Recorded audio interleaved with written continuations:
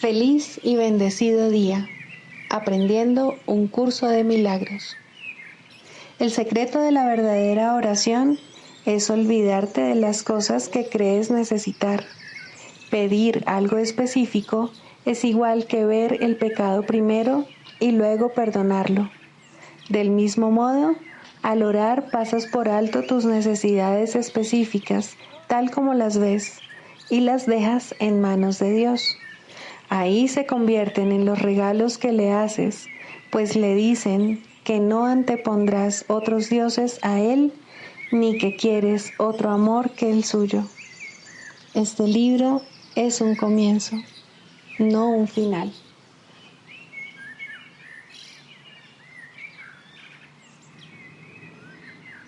Del prefacio, que postula, párrafo 10. Lo opuesto a ver con los ojos del cuerpo es la visión de Cristo, la cual refleja fortaleza en vez de debilidad, unidad en vez de separación y amor en vez de miedo. Lo opuesto a oír con los oídos del cuerpo es la comunicación a través de la voz que habla en favor de Dios, el Espíritu Santo, el cual mora en cada uno de nosotros.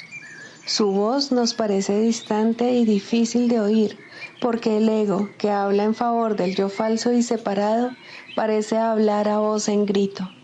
Sin embargo, es todo lo contrario. El Espíritu Santo habla con una claridad inequívoca y ejerce una atracción irresistible. Nadie puede ser sordo a sus mensajes de liberación y esperanza, a no ser que elija identificarse con el cuerpo. Ni nadie puede dejar de aceptar jubilosamente la visión de Cristo a cambio de la miserable imagen que tiene de sí mismo.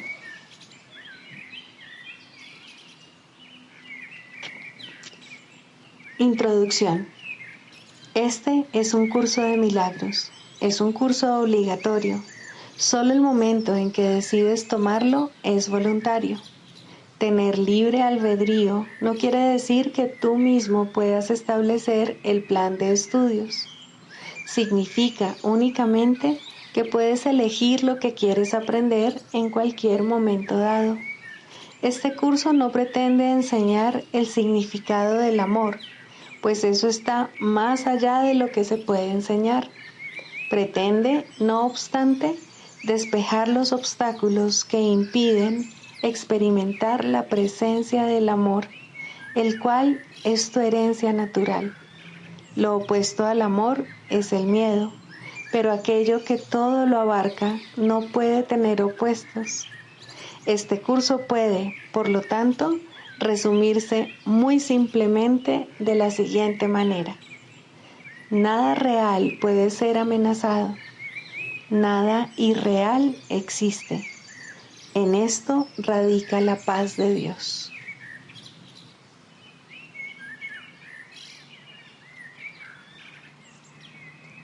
Capítulo 1. El significado de los milagros.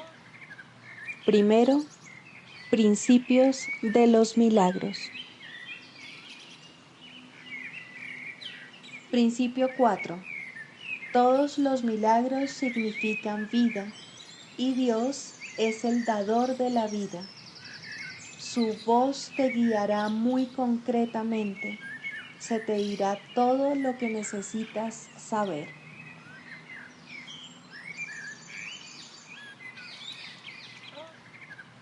Capítulo 12. El programa de estudios del Espíritu Santo. 8. La atracción del amor por el amor. ¿Crees realmente que puedes matar al Hijo de Dios? El Padre ha ocultado a su Hijo dentro de sí mismo, manteniéndolo a salvo y alejado de tus pensamientos destructivos, por causa de los cuales no conoces ni al Padre ni al Hijo. Atacas el mundo real cada día, cada hora y cada minuto, y, sin embargo, te sorprende que no lo puedas ver. Si buscas amor a fin de atacarlo, nunca lo hallarás, pues si el amor es compartir, ¿cómo ibas a poder encontrarlo excepto a través de sí mismo? Ofrece amor y el amor vendrá a ti, porque se siente atraído por sí mismo. Mas ofrece ataque y el amor permanecerá oculto, pues solo puede vivir en paz. El Hijo de Dios se encuentra tan a salvo como su Padre, pues el Hijo sabe que su Padre lo protege y, por lo tanto, no puede temer. El amor de su Padre lo mantiene en perfecta paz. Al no necesitar nada, no pide nada. Aún así, Él se encuentra muy lejos de ti, cuyo ser Él es, pues elegiste atacarlo, y Él desapareció de tu vista y buscó refugio en su Padre. Él no cambió, pero tú sí, pues el Padre no creó una mente dividida, ni tampoco las obras de ésta, y ni aquellas ni éstas podrían vivir si tuviesen conocimiento de Él. Cuando hiciste que lo que no es verdad fuese visible, lo que es verdad se volvió invisible para ti. No obstante, de por sí no puede ser invisible, pues el Espíritu Santo lo ve con perfecta claridad. Es invisible para ti porque estás mirando a otra cosa, mas no es a ti a quien le corresponde decidir lo que es visible y lo que es invisible, tal como tampoco te corresponde decidir lo que es la realidad. Lo que se puede ver es lo que el Espíritu Santo ve. La definición de la realidad es la que Dios provee, no la tuya. Él la creó y por lo tanto sabe lo que es. Tú, que sabías lo que era, lo olvidaste. Y si Él no te hubiese proporcionado la manera de recordar, te habrías condenado a ti mismo al olvido total. Por razón del amor que tu Padre te profesa, nunca podrás olvidarte de Él, pues nadie puede olvidar lo que Dios mismo puso en su memoria. Puedes negarlo, pero no puedes perderlo. Una voz responderá a cada pregunta que hagas y una visión corregirá la percepción de todo lo que veas, pues lo que hiciste invisible es lo único que es verdad y lo que no has oído es la única respuesta. Dios quiere que te reconcilies contigo mismo y no te abandonó en tu desolación.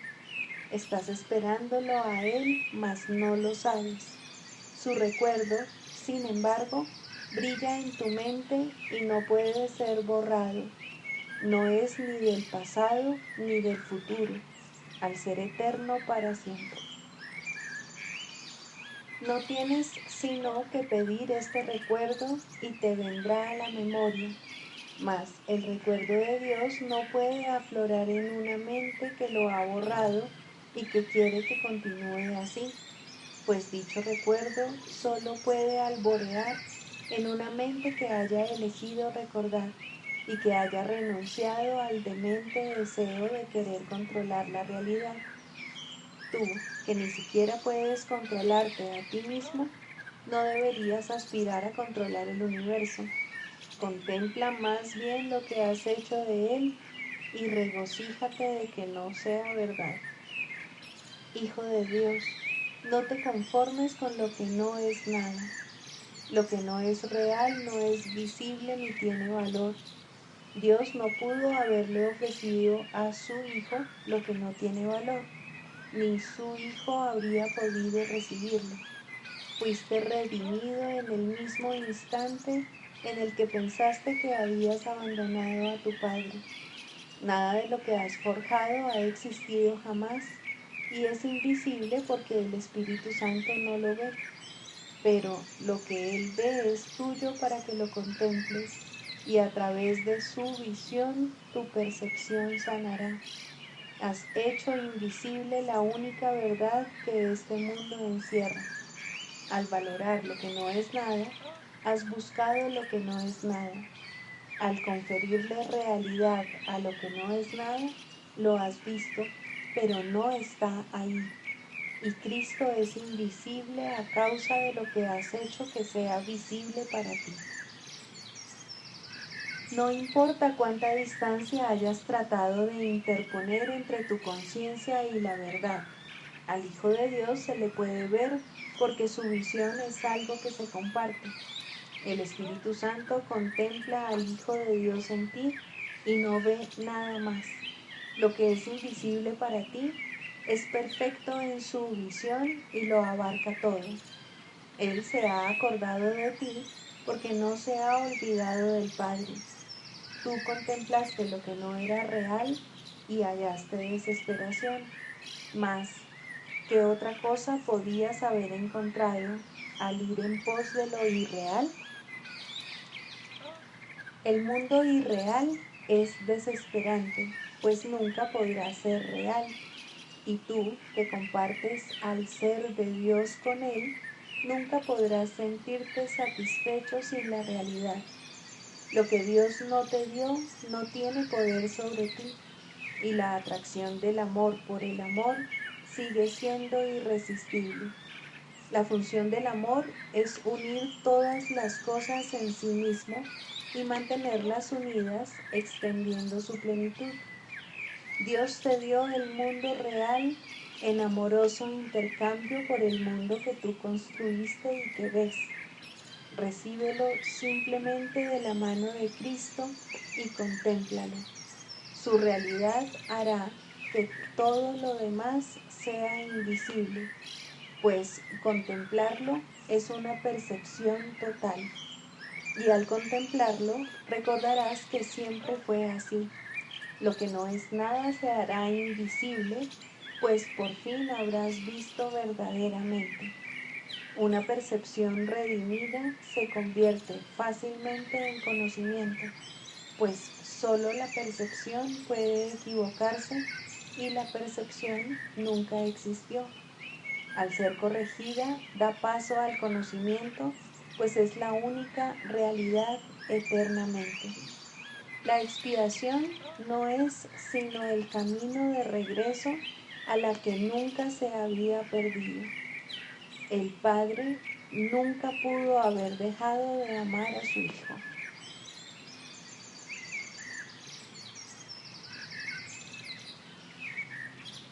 Libro de ejercicios, lección 12. Estoy disgustado porque veo un mundo que no tiene significado.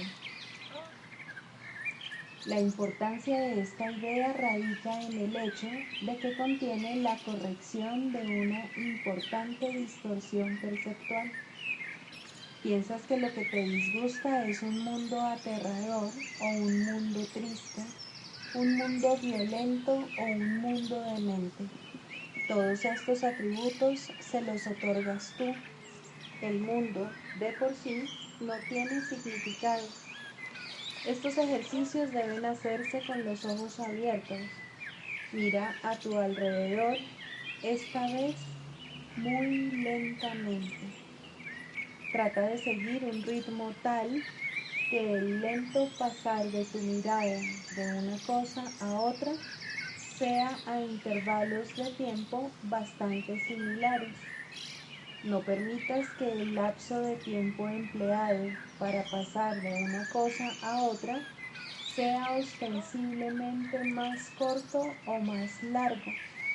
Trata, en cambio, de mantener un compás medido y parejo a lo largo de todo el ejercicio.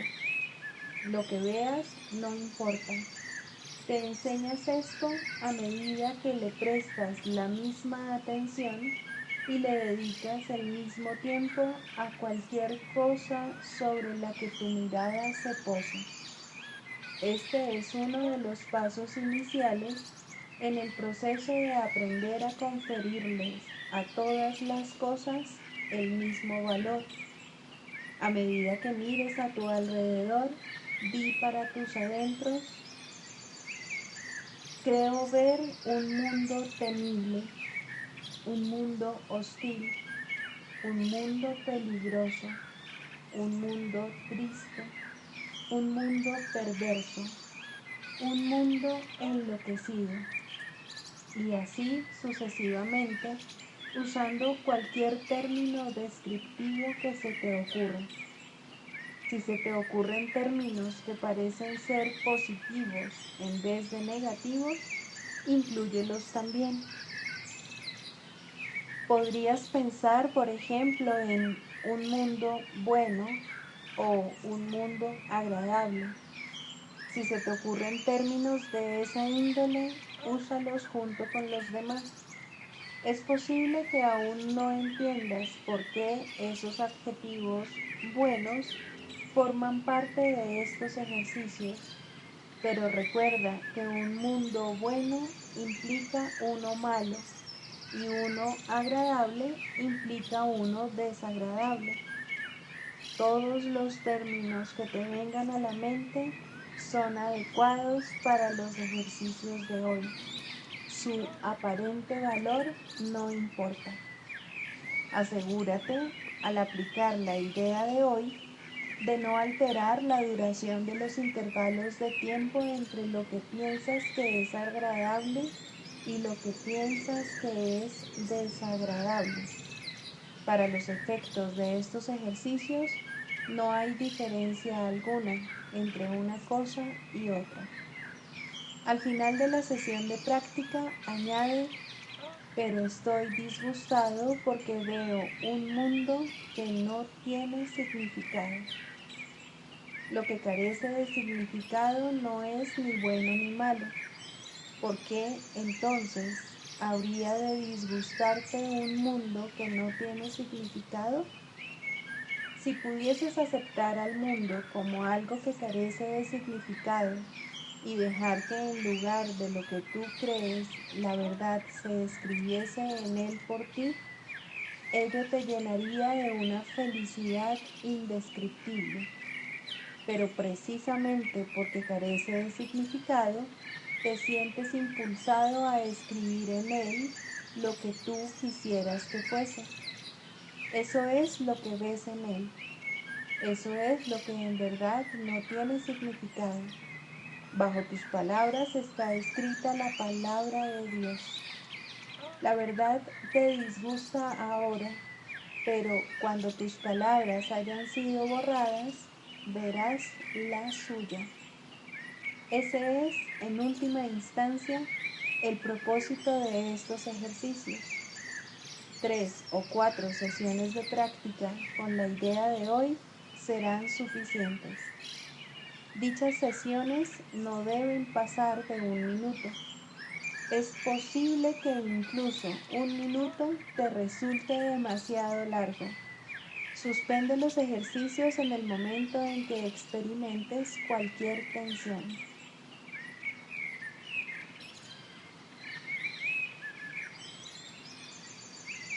Del Manual para el Maestro, pregunta 4.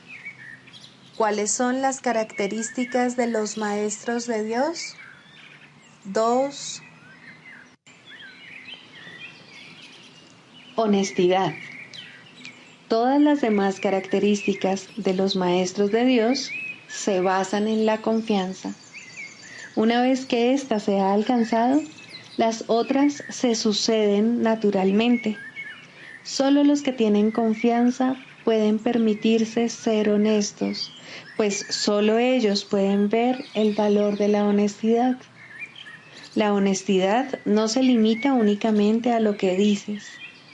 El verdadero significado del término es congruencia. Nada de lo que dices está en contradicción con lo que piensas o haces. Ningún pensamiento se opone a otro. Ningún acto contradice tu palabra, ni ninguna palabra está en desacuerdo con otra. Así son los verdaderamente honestos. No están en conflicto consigo mismos a ningún nivel. Por lo tanto, les es imposible estar en conflicto con nada o con nadie. La paz que experimentan los maestros de Dios avanzados se debe en gran medida a su perfecta honestidad. Solo el deseo de engañar da lugar a la pugna. El que es uno consigo mismo no puede ni siquiera concebir el conflicto.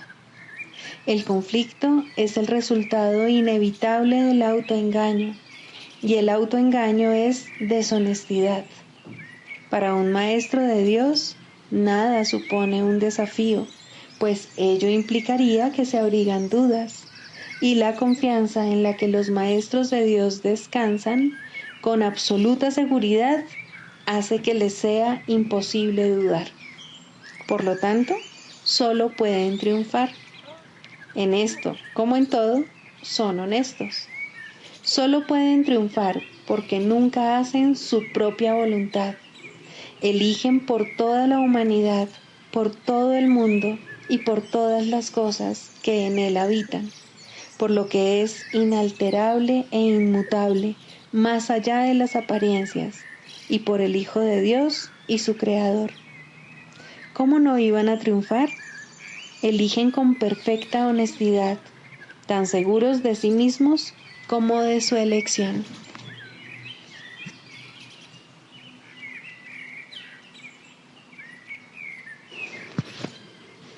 ¿Cuántos maestros de Dios se necesitan para salvar el mundo? La respuesta a esta pregunta es uno solo. Un maestro absolutamente perfecto que haya completado su aprendizaje es suficiente. Este maestro santificado y redimido se convierte en el ser que es el Hijo de Dios, quien siempre fue únicamente espíritu. Ya no se ve a sí mismo como un cuerpo, y ni siquiera como que se halla dentro de un cuerpo. Por lo tanto, es ilimitado, y al no tener límites, sus pensamientos están unidos eternamente a los de Dios. La percepción que tiene de sí mismo está basada en el juicio de Dios, no en el suyo propio. De esta manera comparte la voluntad de Dios y lleva sus pensamientos a las mentes que todavía están engañadas. Es eternamente uno porque es tal como Dios lo creó. Ha aceptado a Cristo y se ha salvado. De esta forma, el Hijo del Hombre se vuelve el Hijo de Dios. Esto no es realmente un cambio, es más bien un cambio de mentalidad. Nada externo cambia, pero todo lo interno refleja ahora únicamente el amor de Dios. Ya no hay que temer a Dios, pues la mente no ve ninguna razón para el castigo. Los maestros de Dios aparentan ser muchos, pues eso es lo que necesita el mundo. Mas al estar unidos en un solo propósito, el cual comparten con Dios, ¿cómo podría haber separación entre ellos? ¿Qué importa entonces si se presentan de muchas maneras? Sus mentes son una, y así su unión es total. Y Dios opera ahora a través de ellos cual uno solo, pues eso es lo que son. ¿Por qué es necesaria la ilusión de que hay muchos? Únicamente porque para los ilusos la realidad no es comprensible. Son muy pocos los que pueden oír la voz de Dios, y ni siquiera estos pueden comunicar sus mensajes directamente por medio del Espíritu que se los dio. Necesitan un medio a través del cual puedan comunicarse con aquellos que no se dan cuenta de que son espíritus. Un cuerpo que éstos puedan ver, una voz que comprendan y escuchen sin el temor que la verdad suscitaría en ellos. No olvides que la verdad solo puede llegar allí donde se le da la bienvenida sin temor. Por eso es por lo que los maestros de Dios necesitan un cuerpo, pues de otra manera su unidad no se podría reconocer directamente. Lo que convierte a los maestros de Dios en maestros es su reconocimiento del verdadero propósito del cuerpo. A medida que avanzan en su profesión, se afianzan más y más en la certeza de que la función del cuerpo no es otra que la de permitir que la voz de Dios hable a través de ellos a otros oídos humanos. Estos oídos llevarán a la mente del oyente mensajes que no son de este mundo, y la mente entenderá debido a su origen. Como resultado de este entendimiento, este nuevo Maestro de Dios reconocerá cuál es el verdadero propósito del cuerpo, la única utilidad que realmente tiene. Esta lección basta para dejar que entre el pensamiento de unidad, y lo que es uno se reconoce como uno.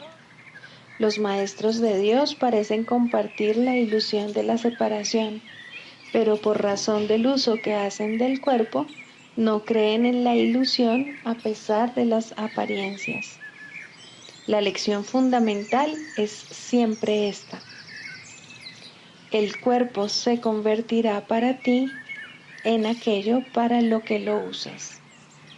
Úsalo para pecar o para atacar, que es lo mismo, y lo verás como algo pecaminoso. Al ser algo pecaminoso es débil, y al ser débil sufre y muere. Úsalo para llevar la palabra de Dios a aquellos que no la han oído, y el cuerpo se vuelve santo. Al ser santo no puede enfermar ni morir. Cuando deja de ser útil, se deja a un lado. Eso es todo. La mente toma esta decisión, así como todas las que son responsables de la condición del cuerpo. El Maestro de Dios, no obstante, no toma esta decisión por su cuenta. Hacer eso sería conferirle al cuerpo un propósito distinto del que lo mantiene santo. La voz de Dios dirá cuándo ha llevado a término su cometido, tal como le dice cuál es su función. Mas Él no sufre, tanto si se va como si se queda. Ahora es imposible que pueda enfermar. La unicidad y la enfermedad no pueden coexistir. Los maestros de Dios eligen ver sueños por un tiempo. Es una elección consciente, pues han aprendido que toda elección se hace conscientemente, con pleno conocimiento de sus consecuencias. El sueño afirma lo contrario, pero ¿quién pondría su fe en sueños una vez que los has reconocido como tales? Ser conscientes de que están soñando es la verdadera función de los maestros de Dios, quienes observan a los personajes del sueño ir y venir, variar y cambiar, sufrir y morir, mas no se dejan engañar por lo que ven. Reconocen que considerar a una de las figuras del sueño como enferma y separada no es más real que considerarla saludable y hermosa. La unidad es lo único que no forma parte de los sueños, y esta unidad, que indudablemente les pertenece, es lo que los maestros de Dios reconocen como lo que se encuentra tras el sueño, más allá de toda apariencia.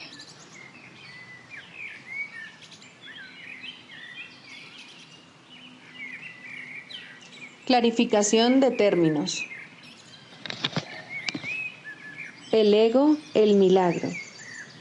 Las ilusiones no perdurarán. Su final es indudable, y eso es lo único que es seguro en su mundo. Por eso es por lo que es el mundo del ego. ¿Qué es el ego? El ego no es más que un sueño de lo que en realidad eres. Un pensamiento de que estás separado de tu Creador y un deseo de ser lo que Él no creó. El ego es un producto de la locura, no de la realidad. Es tan solo un nombre para lo innombrable, un símbolo de lo imposible, una elección de opciones que no existen. Le damos un nombre solo para que nos ayude a entender que no es más que un pensamiento ancestral según el cual aquello que se ha inventado es inmortal. Mas, ¿qué podría proceder de ello excepto un sueño que, al igual que todos los demás sueños, tan solo puede terminar en la muerte? ¿Qué es el ego? El ego no es nada, pero se manifiesta de tal forma que parece ser algo. En un mundo de formas no se puede negar al ego, pues solo él parece real. Mas, ¿podría el Hijo de Dios, tal como su Padre lo creó, morar en una forma o en un mundo de formas? Si alguien te pide que definas al ego y expliques cómo se originó, es porque cree que el ego es real e intenta, por definición, asegurarse de que su naturaleza ilusiva quede oculta tras las palabras que parecen otorgarle realidad. Ninguna definición que se haya hecho de una mentira puede hacer que ésta sea verdad, ni tampoco puede haber una verdad que las mentiras puedan realmente ocultar. La irrealidad del ego no se niega con palabras, ni su significado se vuelve claro por el hecho de que su naturaleza parezca tener una forma. ¿Quién puede definir lo indefinible? Sin embargo, incluso para esto hay una respuesta. No podemos formular realmente una definición de lo que es el ego, pero sí podemos decir lo que no es. Y esto lo podemos ver con perfecta claridad. Basándonos en eso, podemos deducir lo que es. Observa su opuesto y verás la única respuesta que tiene sentido. A lo opuesto al ego, desde cualquier punto de vista, origen, efectos y consecuencias, le llamamos milagro. En él encontramos todo lo que no tiene que ver con el ego en este mundo. El milagro es lo opuesto al ego, y solo en él podemos observar lo que era el ego, pues en él vemos lo que éste aparentemente hacía, y la causa y sus efectos no pueden sino seguir siendo una misma cosa. Donde antes había obscuridad, ahora veremos luz. ¿Qué es el ego? Lo que antes era la obscuridad. ¿Dónde está el ego? Donde antes estaba la oscuridad. ¿Qué es ahora y dónde puede encontrársele? No es nada y no se le puede encontrar en ninguna parte. Ahora la luz ha llegado y su opuesto se ha ido sin dejar ni rastro. Donde antes había maldad, ahora hay santidad. ¿Qué es el ego? Lo que antes era maldad. ¿Dónde está el ego? En una pesadilla que solo parecía ser real mientras la estabas soñando. Donde antes había crucifixión, ahora está el Hijo de Dios. ¿Qué es el ego? ¿Quién tiene necesidad de preguntar? ¿Dónde está el ego? ¿Quién necesita ir en busca de ilusiones ahora que los sueños han desaparecido? ¿Qué es un milagro? Un milagro es un sueño también, pero si observas todos los aspectos de ese sueño, jamás volverás a dudar. Observa el bondadoso mundo que se extiende ante ti mientras caminas envuelto en mansedumbre. Observa a los ayudantes que encuentras a lo largo del camino que recorres, felices ante la certeza del cielo y la garantía de paz. Y observa también, por un instante, lo que por fin dejaste atrás y finalmente pasaste de largo.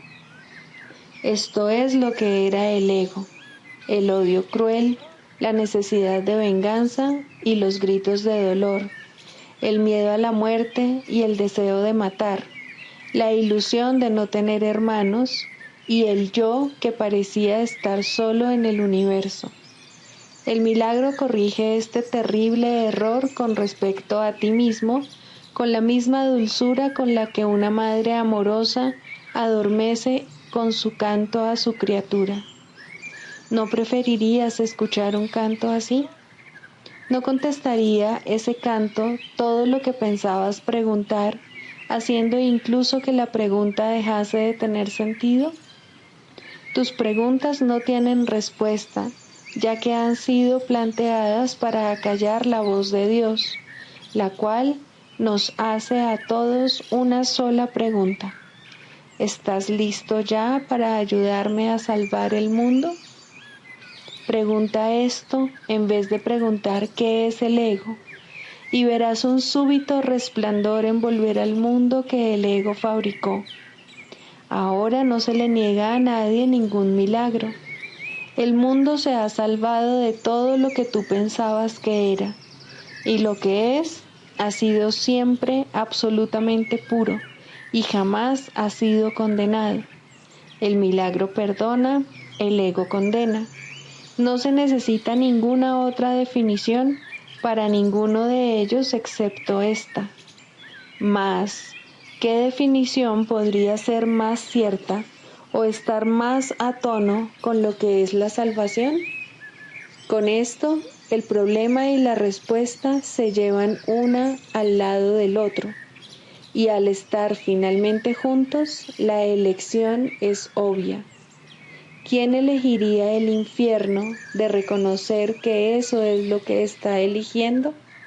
¿Y quién no seguiría adelante un poco más cuando le ha sido dado comprender que el camino es corto y que el cielo es su meta?